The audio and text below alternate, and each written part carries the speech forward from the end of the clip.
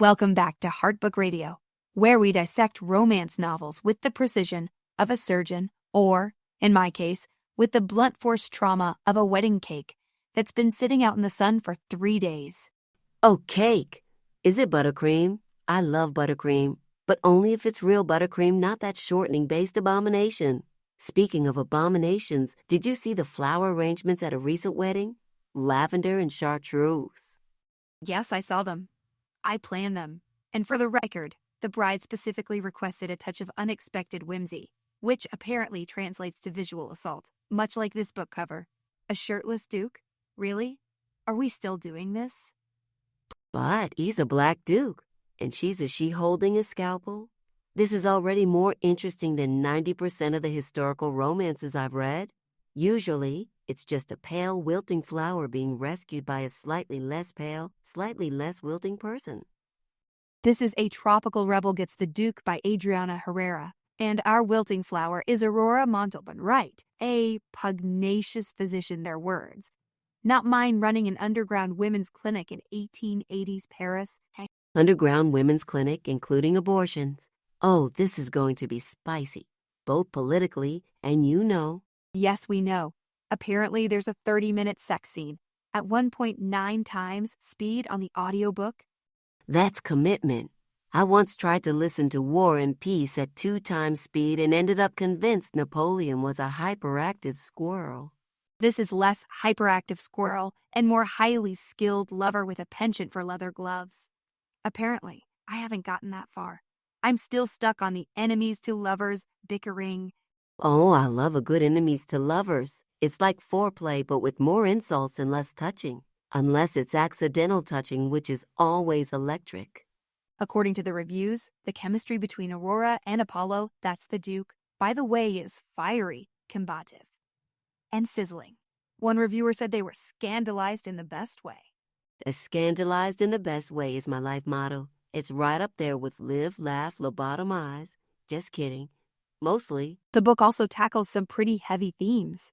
Reproductive rights, racism, classism. It's not all corsets and carriages, folks. Thank goodness. I'm so tired of historical romances where the biggest problem is a misplaced fan or a slightly scandalous waltz. Give me social injustice. Give me bodily autonomy. Give me a duke who's down bad for a woman who threatens him with medical instruments.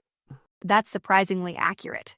One of Apollo's lines is, and I quote, "I don't want debutantes. I want pugnacious physicians who threaten me with scalpels." Oh my.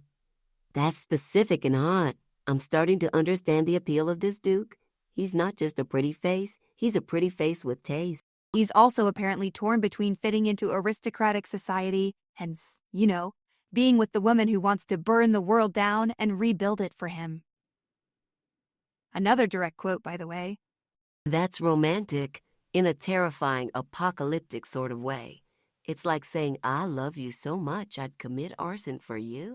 Which, in the wedding planning business, is actually a fairly common sentiment, usually directed at the mother of the bride. Ah, yes, the true villain of every love story, except perhaps in this one.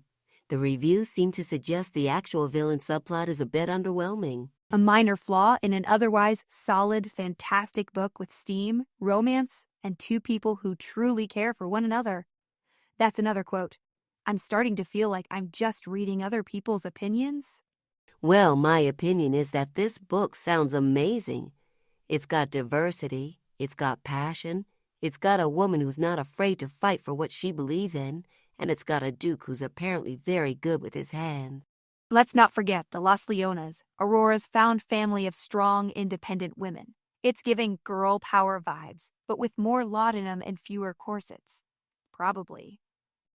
I love a good found family. It's like a chosen family, but with more historical context and possibly less glitter, unless they were really ahead of their time.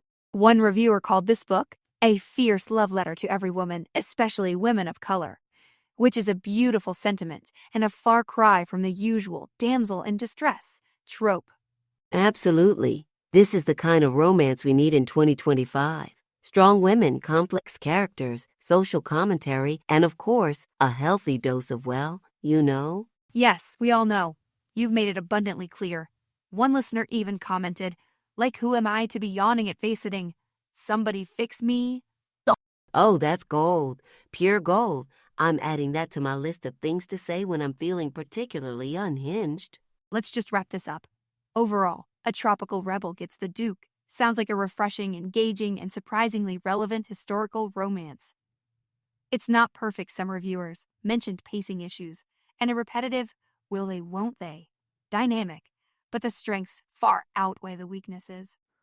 And let's be honest, the weaknesses are probably just opportunities for more witty banter, which, as we've established, is the lifeblood of any good romance.